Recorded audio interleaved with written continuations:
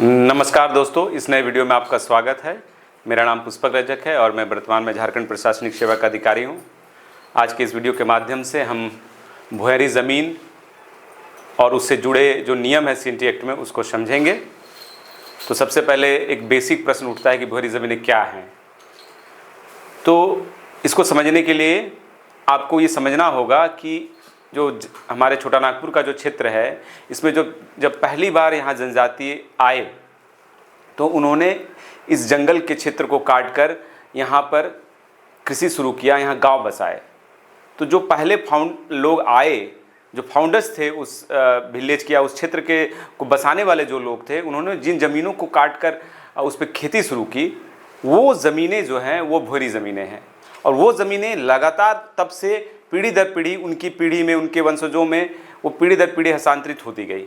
और वो उन पुश्तैनी ज़मीनों को भूंयर लोग जो आज भी उन पर खेती करते हैं, तो उन ज़मीनों को सीएनटी एक्ट में एक विशेष दर्जा दिया गया, क्योंकि वो उनकी खून पसीने की बनाई हुई ज़मीनें थी। और वो क्योंकि विलेज के फाउंडर्स थे, तो उनकी जो ज़मीनें हैं वो विशेष दर्जा दी गई और उसको भुअरी कहा गया। भुअरी का शाब्दिक अर्थ ही होता है ऑनर ऑफ द लैंड, ज़मीन के मालिक।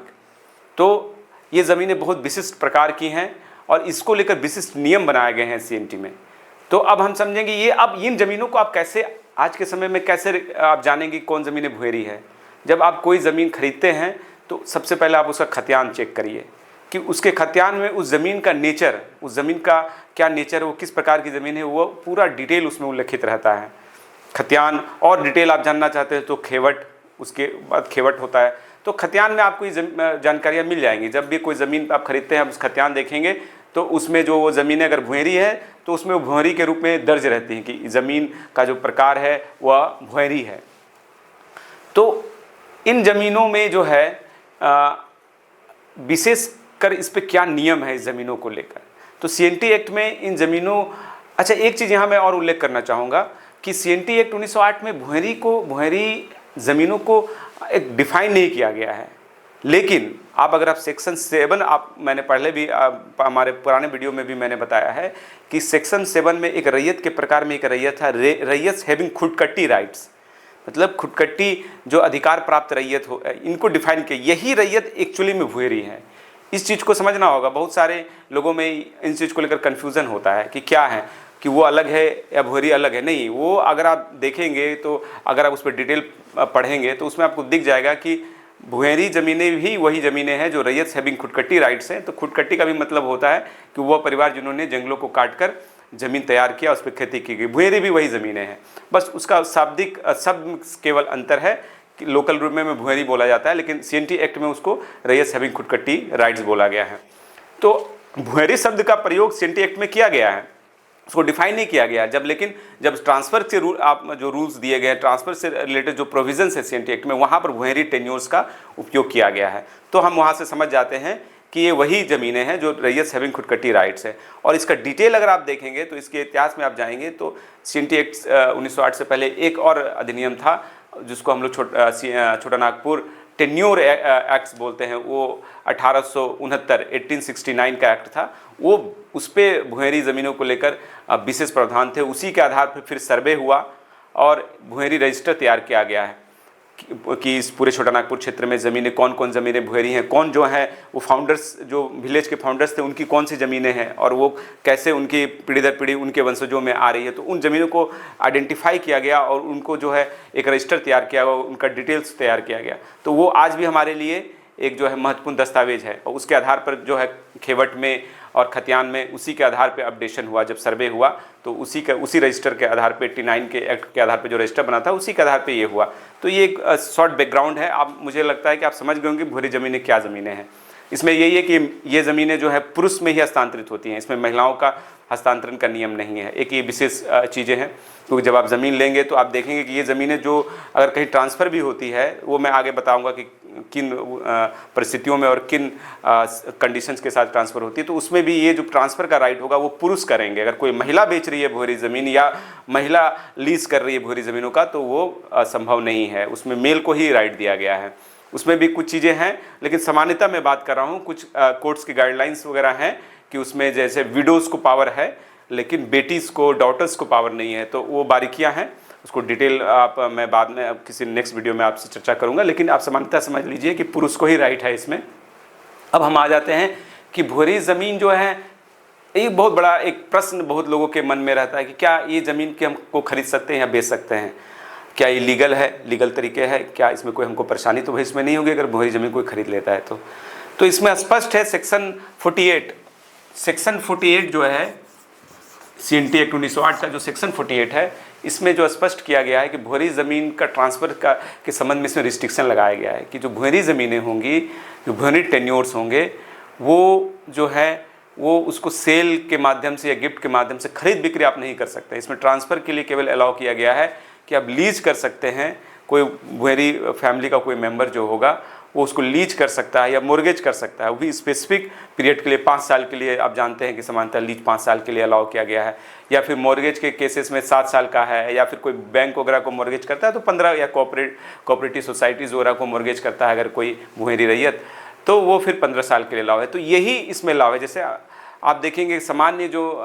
ज़मीनें हैं, रैयती ज़मीनें हैं, इवन ST के कैटेगरी में भी, तो उसमें भी परमिशन लेकर वो ज़मीनें जो है बेच सकता है, सेल का वहाँ प्रोविज़न है। बट यहाँ सिर्फ लीज और मॉर्गेज का प्रोविज़न है, इसमें सेल का प्रोविज़न नहीं है। इसको समझिए इस बारीकी को।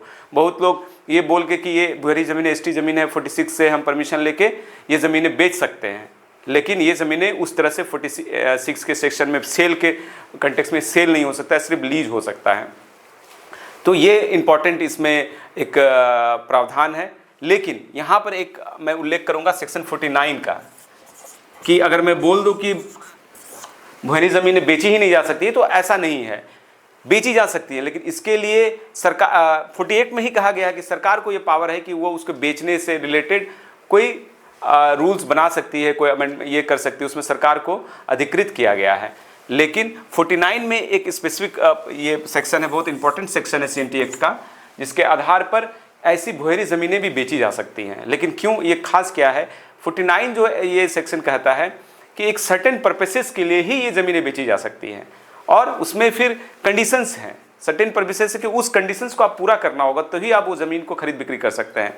तो कोई भूरी टेन्योर का जो उस फैमिली का मेंबर है वही उस ज़मीन को बेच सकता है। उसमें भी उसको DC से जो जिले के उपायुक्त होते हैं उनसे उनको return permission, prior return permission लेना होता है, उनको आवेदन करना होता है, और जो स्पेसिफिक पर्पस है उसका उल्लेख करते हुए कि भाई उसमें स्पेसिफिक पर्पस में जैसे कि आप कोई चैरिटेबल काम करना चाहते हैं, कोई एजुकेशनल वर्क करना चाहते हैं, या कोई पब्लिक पर्पस जिसको गवर्नमेंट पब्लिक पर्पस मानती है, उसके लिए कोई ज़मीनें आप लेना चाह रहे हैं भूरी ज़मीन, या फिर आप माइनिंग्स के लिए लेना चाह रहे हैं, तो इस तरह की चीज़ों के लिए जो है अलाउ की गई है। लेकिन उसमें भी वो DC का प्रायर परमिशन जरूरी होता है, क्योंकि वो DC फिर उसकी जांच करते हैं कि हाँ ये सब कुछ सही है। तो वो स्पेसिफिक पर्पस के लिए जो ये अलाउ किया जाता है 49 के तहत आप आवेदन करेंगे, और DC फिर ऑर्डर पास करेंगे अनुमति का, वो फिर अनुमति लेकर ही जाएंगे तभी आपकी रजिस्ट्री होगी जब भूरी ज़मीन की। तो उसमें वो किसी को भी बेच सकते हैं इन पर्पसों के, इसमें कोई रिस्ट्रिक्शन नहीं कि भूरी ज़मीन को कोई ST ही ले सकता है, कोई भी ले सकता है, लेकिन उसका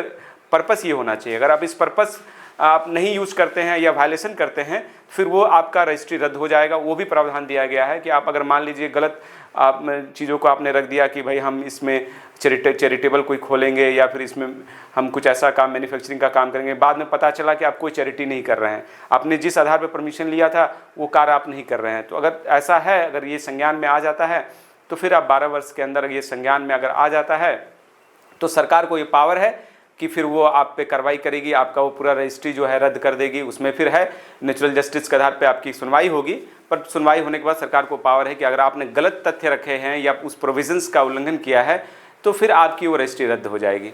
तो भूरी ज़मीन के ट्रांसफ़र के यही सामान्यतः नियम है कि वो सामान्य रूप से ट्रांसफ़र नहीं हो सकते हैं, लेकिन 49 के तहत कुछ स्पेसिफिक पर्पज़ के लिए DC के अनुमति के बाद इनका हस्तांतरण संभव है। और ये ज़मीन जो है सामान्यतः देखें तो इन ज़मीनों को लेने जो भी अगर ज़मीन ले रहे हैं, अगर उनको पता चला ये ज़मीन भूरी श्रेणी की है, तो उन्हें अलर्ट हो जाना चाहिए कि वो सामान्य रूप से ज़मीन को नहीं ले सकते हैं। बिल्कुल ये सामान्य रूप से ज़मीनों की खरीद बिक्री ये स्पष्ट है। लीज ले सकते हैं, मॉर्गेज ले सकते हैं, परमानेंट ट्रांसफ़र नहीं हो सकता भूरी ज़मीन का, केवल 49 में अलाउड है। वो सिर्फ और सिर्फ स्पेसिफिक पर्पस के लिए वो डिफाइंड है। जैसे मैंने कुछ उल्लेख किया, मैन्युफैक्चरिंग, माइनिंग, चैरिटेबल, एजुकेशनल, इन चीज़ों के लिए उसमें अलाउ किया गया है। डीसी के अनुमति के बाद ही रजिस्ट्री होती है, ये स्पष्ट है उसमें। बट अब है कि इसमें भी कुछ ज़मीनें, भुएरी में भी कुछ ज़मीनें ऐसी हैं, भुएरी टेन्योर में भी, जो सर्विस टेन्योर कहा जाता है कि वो भुएरी ज़मीनें हैं, वैसी ज़मीनें हैं जो कि वही जंगलों को काट कर बनाई गई ज़मीनें हैं और जिनको ओरिजिनल फाउंडर्स की अपनी ज़मीनें, अपनी मतलब ऑक्यूपेशन की ज़मीनें, वही खेती पीढ़ी दर पीढ़ी करते आ रहे हैं।